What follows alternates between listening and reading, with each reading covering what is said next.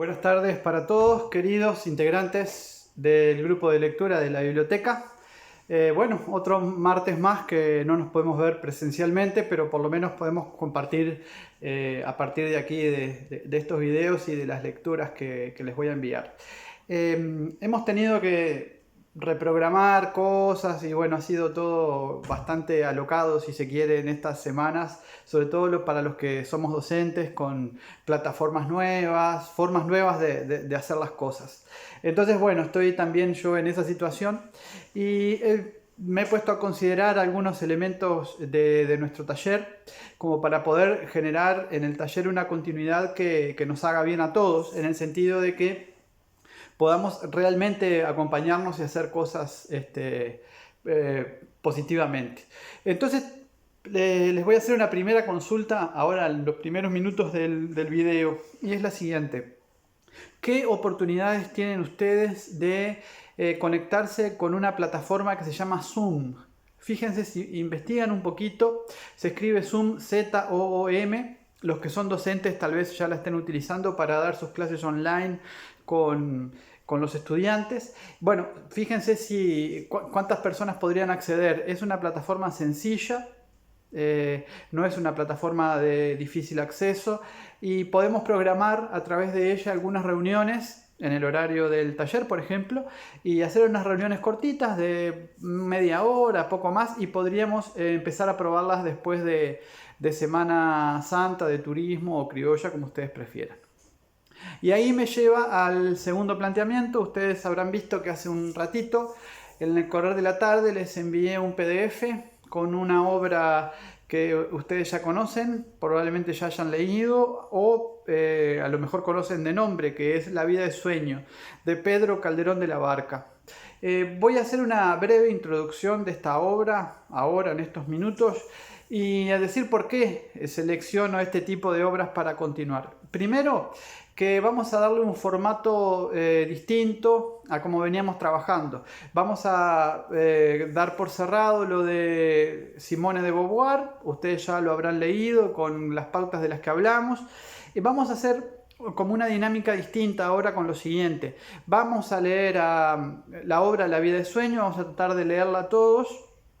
Y en nuestro siguiente encuentro, ya sea mediante video o a través de la plataforma Zoom, vamos a detenernos en algunos momentos clásicos de la obra. Pero ¿por qué elegí esta obra y por qué vamos a elegir clásicos? Primero, para que ustedes no tengan que ir a ningún lado a buscar los textos. Es decir, que los textos podamos acceder a ellos mediante el PDF, al acceder a ellos de forma sencilla, digamos, ¿no? Que todos los que sean textos que estén disponibles para todos.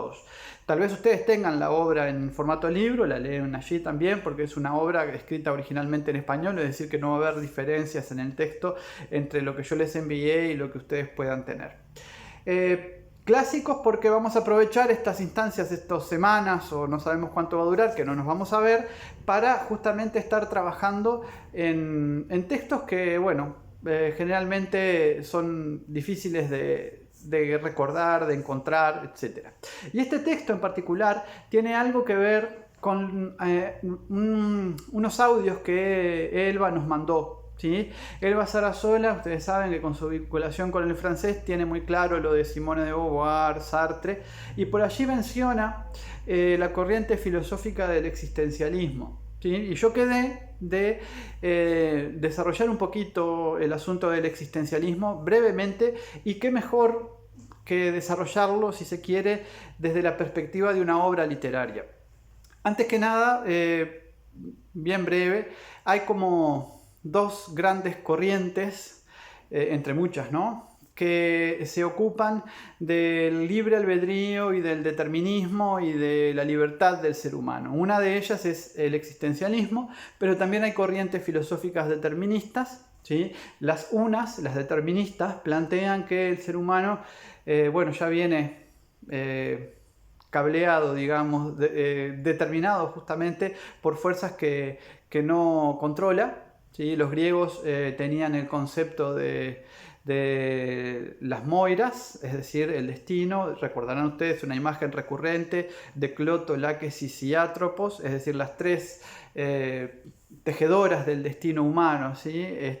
Cloto, que es la que hace el hilo, Láquesis, que es la que lo entreteje, y luego Atropos, que es la que lo corta cuando llega finalmente el momento de la muerte del ser humano. Bueno, esa idea de destino del que no puede apartarse nadie, que está presente en la tragedia griega, por ejemplo, en la obra de Sófocles y en realidad en la obra de todos los grandes trágicos, ¿no? Esa fuerza que gobierna al ser humano, y el ser humano, el personaje, el héroe trágico, cuando quiere desprenderse de esa fuerza, cuando quiere tomar sus propias elecciones y hacer algo que va en contra de ese destino, es que cae en el pecado de ibris, es decir, el pecado de exceso, y allí es castigado, ¿no?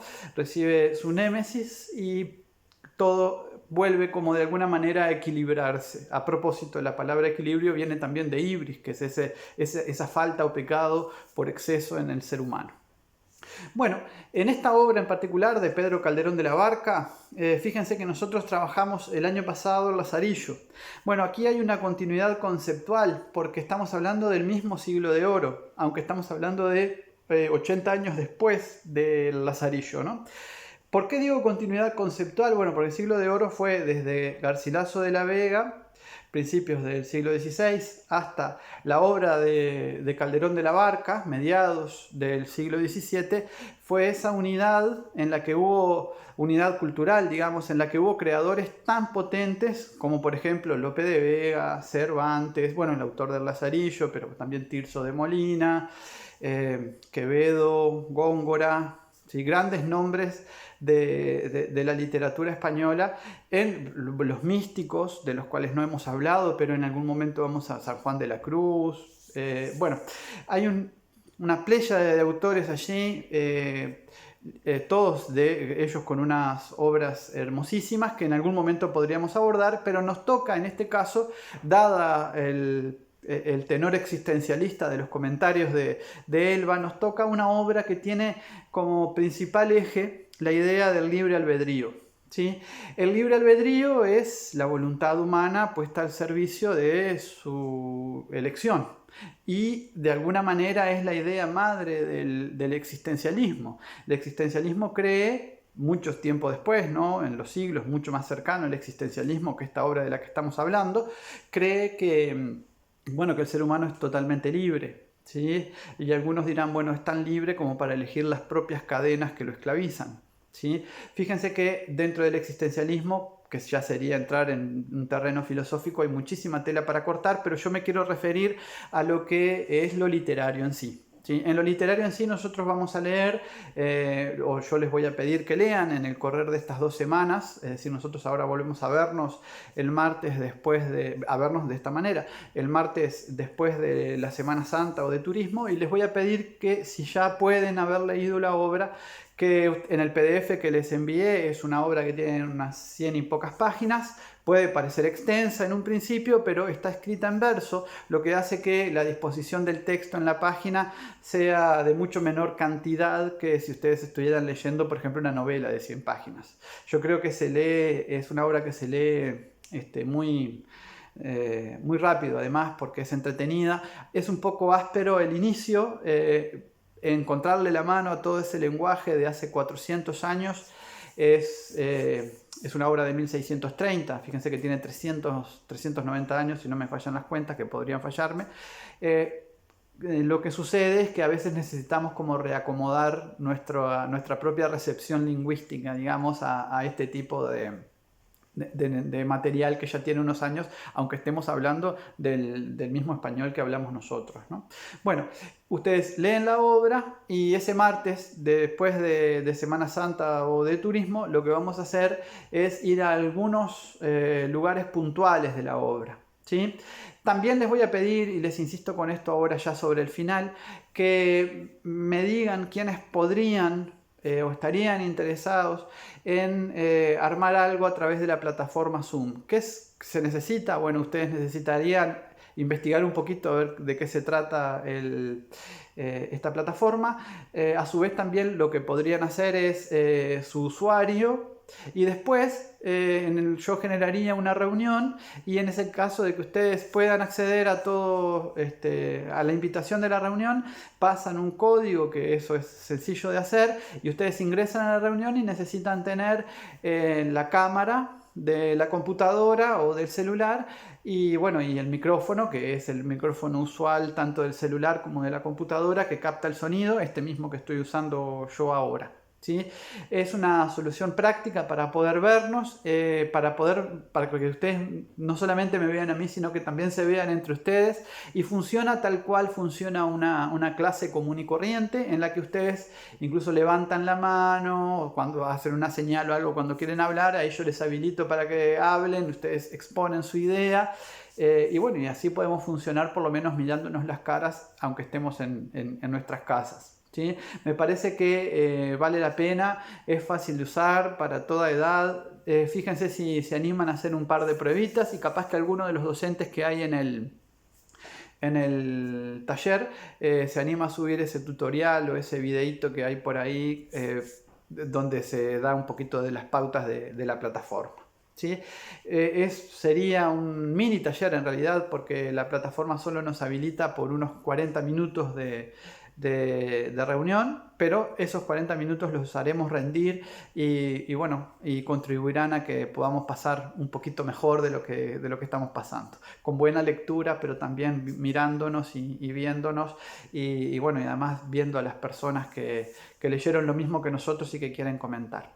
Lo último es que les quería comentar volviendo sobre la obra, esta tragedia, La vida de sueño, también está en YouTube, en algunas filmaciones. Yo no encontré ninguna buena todavía como para mandárselas.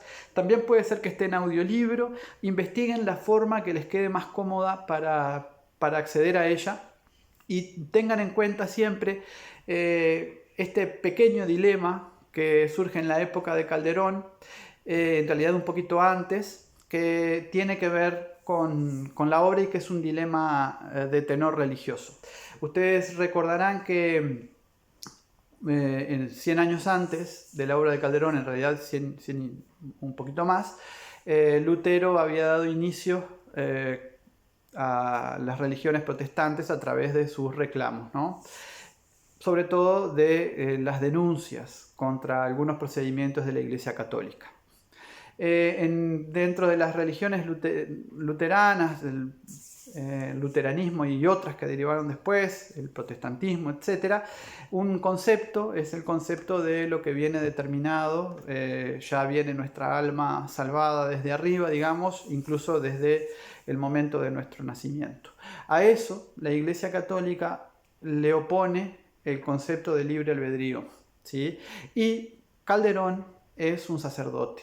¿Sí? Entonces fíjense que además de ser un dramaturgo y de tener muchas otras ocupaciones, en su oficio, su oficio era el de sacerdote, ¿sí? Esa era su vinculación principal con el mundo, también se traslada a la obra un poco de ese espíritu de reivindicación del libre albedrío que también está presente.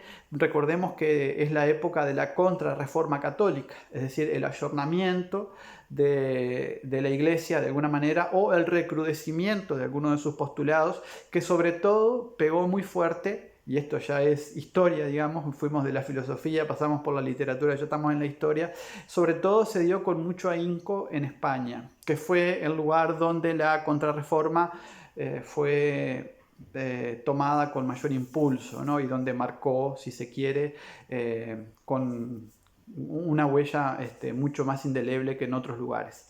Los voy dejando por acá para no aburrirlos mucho. Los dejo con una obra en ciernes, es decir, con la lectura, mejor dicho, de una obra en ciernes, y de esa manera ustedes pueden leer, investigar en estos 15 días esta plataforma y podemos explorar entonces para después de turismo, además de estos videos y de los comentarios usuales, ver si podemos también, utilizando esta plataforma, vernos las caras y mirarnos a los ojos y compartir lo que hemos leído. Traten de leer La vida de sueño y bueno, obviamente traten de leer otras cosas que se les atraviesen por ahí. Les dejo a todos un saludo grande, un gusto estar en contacto con ustedes y esperemos que estos videos también les puedan servir para las lecturas posteriores de las obras y para tener una guía, más allá de que también ustedes pueden investigar por su cuenta. Saludos para todos.